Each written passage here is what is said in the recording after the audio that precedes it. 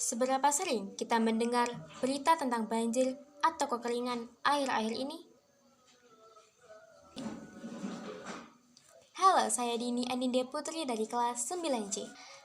Kejadian itu bukan hal biasa, melainkan tanda bahwa perubahan iklim sedang terjadi dan mulai memengaruhi berbagai aspek kehidupan, termasuk ekonomi, sosial, dan budaya.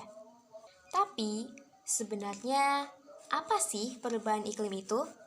Perubahan iklim adalah perubahan pola cuaca dan suhu yang disebabkan oleh aktivitas manusia, seperti pembakaran bahan bakar fosil, penebangan hutan, dan pencemaran udara yang meningkatkan efek gas rumah kaca, sehingga mengakibatkan terjadinya pola cuaca tidak menentu seperti curah hujan ekstrim dan kenaikan suhu. Nah, perubahan inilah yang kemudian menimbulkan dampak besar terhadap berbagai bidang kehidupan manusia. Mari kita lihat bagaimana perubahan iklim memengaruhi bidang ekonomi, sosial, dan budaya di Indonesia. Yang pertama yaitu dampak perubahan iklim di bidang ekonomi. Dapat diartikan sebagai kerugian operasional yang disebabkan tertanggungnya kegiatan ekonomi. Dengan kata lain, ketika perubahan iklim menghambat proses produksi atau menyebabkan biaya tambahan, maka muncullah kerugian bagi masyarakat, perusahaan, bahkan negara. Ada 7 sektor ekonomi yang terdampak langsung oleh perubahan iklim. Mari kita bahas satu persatu. Yang pertama yaitu pertanian. Saat musim hujan datang lebih lama dari biasanya, lahan pertanian bisa tergenang air dan tanaman padi membusuk. Sebaliknya, jika kemarau panjang, tanah menjadi kering atau sulit ditanami. Dampaknya, hasil panen berkurang, petani merugi, dan harga bahan pokok seperti beras ikut naik. Ini menyebabkan rantai ekonomi di pedesaan terganggu dan berpotensi menimbulkan inflasi atau kenaikan harga barang. Yang kedua, yaitu sektor perikanan. Laut juga ikut merasakan dampak perubahan iklim. Saat suhu air laut meningkat, ikan-ikan bermigrasi ke perairan yang lebih dingin dan jauh dari wilayah tangkap biasa. Akibatnya, nelayan harus melaut lebih jauh, menghabiskan lebih banyak bahan bakar, dan hasil tangkapan pun menurun. Dampaknya, pendapatan nelayan berkurang, pasokan ikan di pasar menurun, dan harga ikan naik. Kondisi ini menekan ekonomi masyarakat pesisir yang menggantungkan hidup pada laut. Yang ketiga yaitu sektor energi. Cuaca ekstrim juga memengaruhi sektor energi. Ketika musim kemarau panjang, debit di air waduk berkurang drastis sehingga pembangkit listrik tenaga air tidak bisa beroperasi maksimal. Sementara di sisi lain, meningkatnya suhu udara membuat kebutuhan listrik untuk pendingin ruangan naik. Dampaknya, pasokan energi tidak seimbang dengan kebutuhan. Hal ini memicu kenaikan biaya produksi dan gangguan pada aktivitas industri maupun rumah tangga. Yang keempat yaitu sektor transportasi dan infrastruktur. Perubahan iklim juga berdampak pada infrastruktur yang menjadi tulang punggung transportasi ekonomi.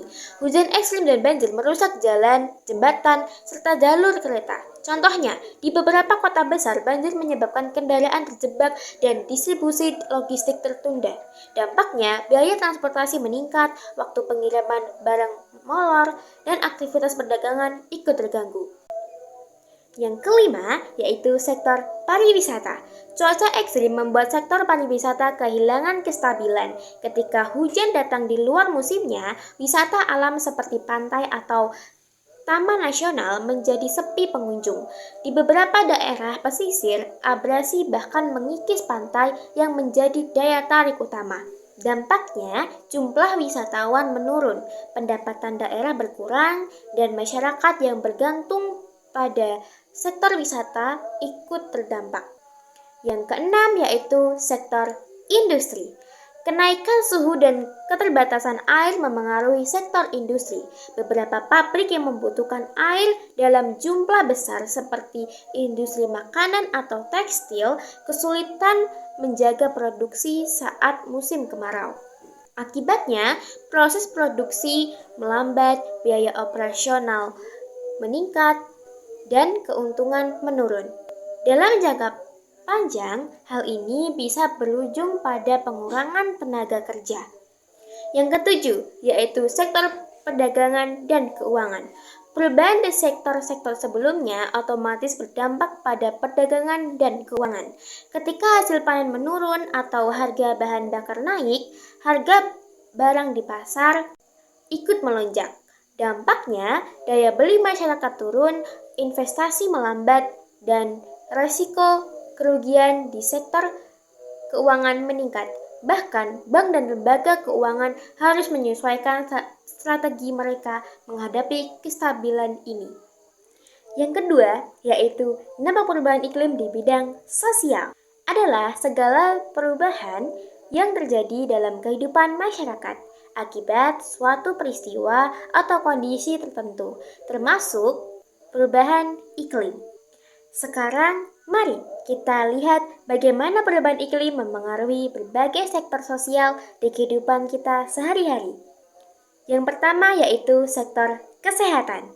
Ketika suhu bumi meningkat dan cuaca menjadi tidak menentu, berbagai penyakit mulai mudah menyebar, seperti demam, infeksi saluran pernapasan, dan diare. Kualitas air yang menurun juga menambah risiko penyakit kulit dan pencernaan. Akibatnya, beban layanan kesehatan meningkat dan produktivitas masyarakat menurun. Yang kedua, yaitu sektor pendidikan. Cuaca ekstrim juga mengganggu kegiatan belajar mengajar. Saat banjir melanda, banyak sekolah terendam dan siswa tidak bisa belajar dengan nyaman. Begitu juga ketika suhu terlalu panas, konsentrasi belajar menurun. Bahkan, beberapa daerah terpaksa meliburkan sekolah demi keselamatan siswa. Akibatnya, proses pendidikan menjadi tidak lancar dan kualitas belajar ikut menurun. Yang ketiga adalah sektor pekerjaan. Perubahan iklim membuat banyak pekerjaan menjadi lebih berat. Misalnya, petani dan nelayan yang pendapatannya bergantung pada cuaca kini harus menghadapi ketidakpastian panen dan tangkapan ikan. Hal ini meningkatkan angka pengangguran terutama di daerah yang bergantung pada alam dan kemudian penghasilan mereka menurun. Dan kesenjangan ekonomi antara daerah semakin terasa. Yang keempat, yaitu sektor migrasi. Saat lingkungan tempat tinggal tidak lagi nyaman atau aman karena bencana seperti banjir, kekeringan, atau tanah longsor, sebagian masyarakat terpaksa pindah. Perpindahan ini disebut migrasi iklim. Dampaknya muncul tantangan baru di tempat yang dituju, seperti kepadatan penduduk, persaingan pekerjaan, dan kebutuhan fasilitas umum yang meningkat. Yang kelima yaitu sosial dan budaya. Tradisi masyarakat yang bergantung pada musim seperti upacara tanam padi atau ritual laut mulai terganggu karena pola cuaca tidak lagi menentu. Nilai gotong royong dan solidaritas bisa memudar karena tekanan ekonomi dan perubahan pola hidup. Dampaknya, warisan budaya lokal bisa perlahan hilang dan hubungan sosial di masyarakat menjadi lebih individualisme. Yang keenam, yaitu interaksi sosial. Perubahan kondisi ekonomi dan lingkungan membuat interaksi antar warga ikut berubah.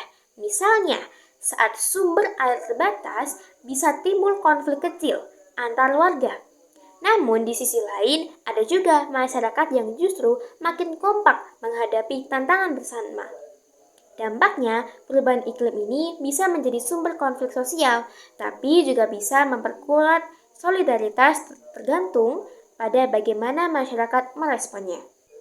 Dan yang terakhir atau yang ketiga yaitu dampak perubahan iklim di bidang budaya, yakni keseluruhan cara hidup, nilai, norma, adat istiadat, dan hasil karya manusia yang berkembang dan diwariskan secara turun-temurun. Mari kita bahas. Yang pertama yaitu perubahan suhu udara atau pemanasan global. Meningkatnya suhu udara membuat masyarakat menyesuaikan kebiasaannya di dataran tinggi, mulai ditanami tanaman tropis, sedangkan di dataran rendah beberapa tanaman tradisional tidak lagi tumbuh dengan baik.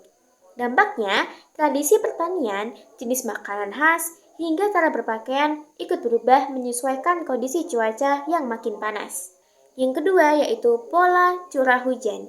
Musim hujan dan kemarau yang tidak menentu membuat jadwal upacara adat pertanian sulit ditentukan. Kegiatan seperti pesta atau panen atau upacara tanam padi sering tertunda. Dampaknya, kegiatan budaya yang berkaitan dengan musim pertanian menjadi tak teratur. Yang ketiga, yaitu naiknya permukaan air laut atau banjir rob. Wilayah pesisir sering mengalami banjir rob yang mengganggu aktivitas masyarakat. Tradisi bahari seperti upacara laut dan festival pesisir mulai jarang dilakukan karena kondisi alam tidak mendukung. Dampaknya, beberapa masyarakat pesisir terpaksa pindah dan kegiatan budaya khas daerah tersebut berkurang.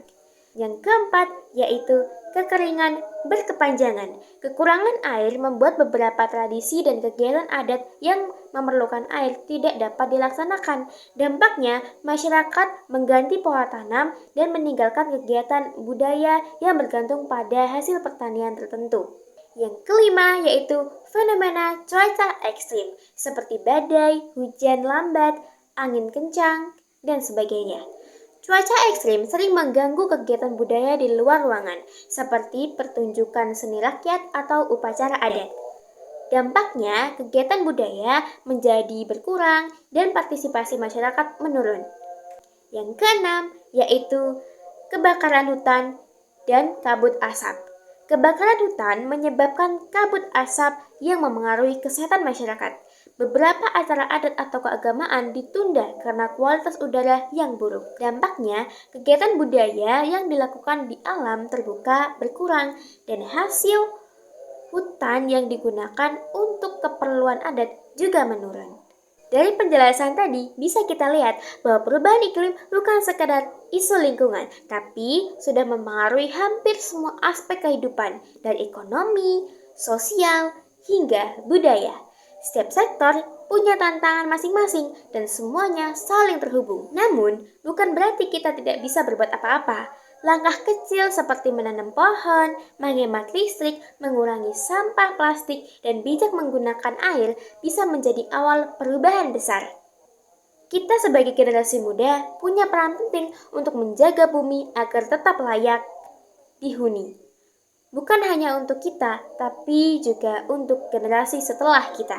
Karena bumi tidak butuh manusia, tapi manusia membutuhkan bumi. Terima kasih atas perhatiannya dan mohon maaf jika ada salah dan hilafnya. Saya Dini Anidia Putri, pamit undur diri dan sampai jumpa.